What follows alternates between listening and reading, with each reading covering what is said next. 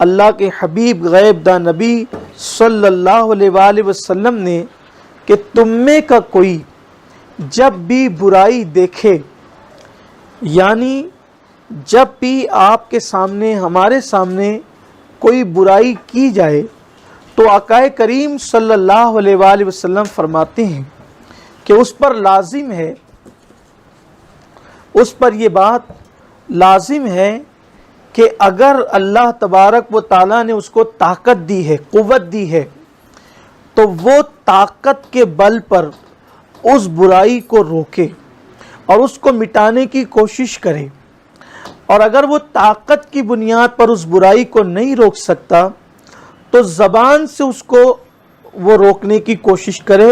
اور وہ اس کو مٹانے کی کوشش کرے، اور اگر زبان سے بھی نہیں روکنے کی اس کے اندر طاقت ہے تو اللہ کے حبیب صلی اللہ علیہ وآلہ وسلم فرماتے ہیں کہ وہ دل میں اس برائی کو برا جانے، اور جو برائی کو اپنے دل کے اندر دل سے برا سمجھے یہ کمزور ترین ایمان ہے، یعنی کہ اس کے کمزور ایمان والا ہونے کی یہ دلیل ہے کہ اس کے پاس ایمان تو ہے لیکن اس کا ایمان بڑا کمزور ہے۔ 3 درجے ہیں کہ جب تم برائی کو دیکھو تو اس کو طاقت سے روکو، اگر تمہارے اندر طاقت ہے تو، اور نہیں طاقت سے روک سکتے ہو تو زبان سے روکو، اور زبان سے بھی نہیں روک سکتے تو اللہ کے حبیب علیہ السلام فرماتے ہیں کہ دل میں برا جانو، لیکن جو دل میں برا جان رہے ہیں یہ دل میں برا جاننے والوں کا ایمان کمزور ہے۔ اب آپ مجھے بتائیں کہ جو لوگ دل میں بھی برا نہیں جانتے برائی کو، ان کا حال کیا ہے؟ کیا ہم کبھی کسی فلم میں جانے والے بندے کو اپنے ہاتھ سے روکتے ہیں کہ تو نے نہیں جانا، اور یا زبان سے اس کو منع کرتے ہیں؟ بلکہ العیاذ باللہ ہمارا حال تو یہ ہو گیا ہے کہ ہمارے سامنے لوگ فلم میں جا رہے ہیں، ہمارے سامنے لوگ سیریل دیکھ رہے ہیں، لوگ تو لوگ ہیں، خود کے بچے، خود کی بیوی، خود کی بہنیں، خود کی ماں، خود کا باپ گھر میں بیٹھ کر لاک ڈاؤن کے پیریڈ میں، جبکہ لوگ لقمے کو محتاج ہوئے چند دن پہلے، اور اب بہت سارے علاقوں میں کاروبار شروع ہوا ہے، بہت سارے علاقوں میں تو اب بھی کاروبار کی پوزیشن بہت زیادہ خستہ حال ہے، ان حالات میں فلم دیکھے جا رہے ہیں، سیریل دیکھے جا رہے ہیں، اور معاذ اللہ جو ہے وہ گانے سنے جا رہے ہیں، گھر کا بندہ دیکھ رہا ہے کہ یہ سب ہو رہا ہے۔ بتائیں کہ کبھی ہم نے اس کو روکنے کی کوشش کی ہاتھ سے یا زبان سے؟ کبھی روکنے کی کوشش کی؟ بلکہ روکنا تو دور کی بات ہے، ہاتھ اور زبان سے کیا ہم نے کبھی اس کو دل میں برا جانا؟ جو دل میں برا جانے برائی کو وہ کمزور ایمان والا ہے، اور جو برائی کو برا بھی نہ جانے اس کے ایمان کا کیا ٹھکانہ ہے،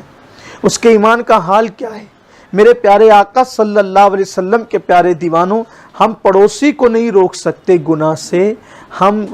باہر عوام کو نہیں روک سکتے، اپنے گھر کے اندر تو لوگوں کو گناہ سے روک سکتے ہیں، لیکن شاید ہم ایسا نہیں کر رہے ہیں، اور ہم ایسا نہیں کر رہے ہیں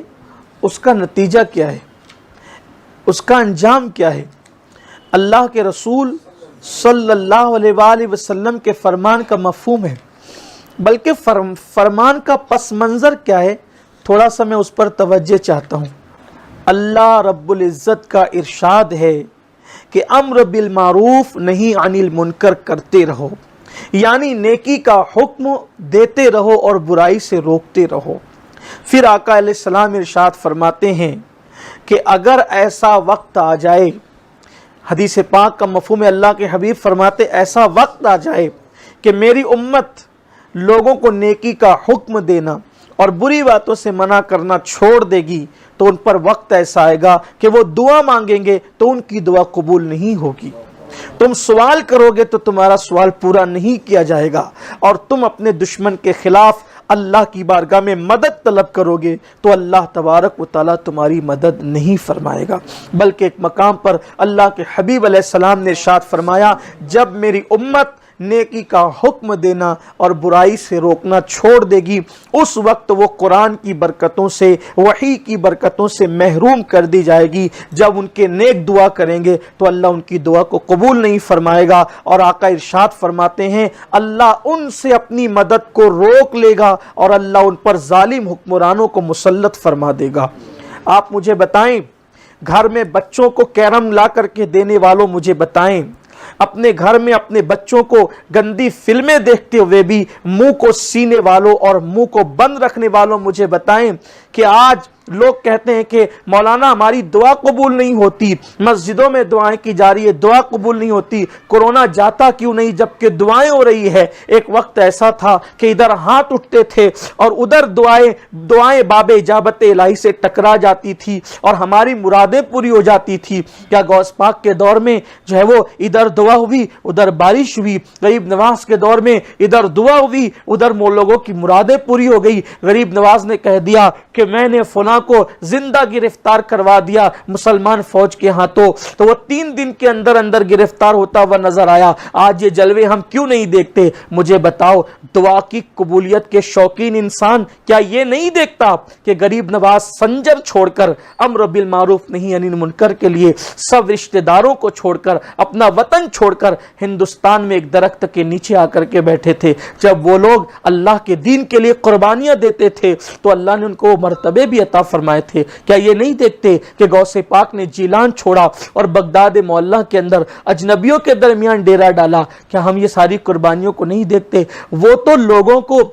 कुफ्र से इस्लाम की तरफ बुलाते थे और आज हमारा हाल ही हो गया कि हम अपने घर वालों को ही जो है वो सच्चा मुसलमान नहीं बना पा रहे हैं। और फिर हमारा हाल ये, हम ये तसव्वुर करते हैं इधर ज़बान खोलेंगे और उधर दुआ कबूल हो जाएगी। अल्लाह करे हमारी ज़बानों में वो तासीर भी हो, लेकिन सादिक़ व मज़दूक़ नबी मुस्तफ़ा जान रहमत गैब दा नबी सल्लल्लाहु अलैहि वसल्लम इरशाद फरमा रहे हैं कि जब तुम नेकी का हुक्म देना और बुरी बातों से मना करना छोड़ दोगे तो तुम्हारी दुआएं कबूल नहीं की जाएगी। तुम सवाल करोगे, सवाल पूरा नहीं किया जाएगा। तुम दुश्मन के खिलाफ अल्लाह से मदद तलब करोगे, अल्लाह तुम्हारी मदद नहीं फरमाएगा। और फिर एक मकाम पर फरमाया तुम पर जालिम हुक्मरान मुसल्लत कर दिए जाएंगे। मेरे आका सल्लल्लाहु अलैहि वसल्लम के दीवानों, आओ खुद भी गुनाह से बचो और अपनी औलाद को भी गुनाह से बचाने की कोशिश करो और नेकी का हुक्म दो, बुराई से मना करो।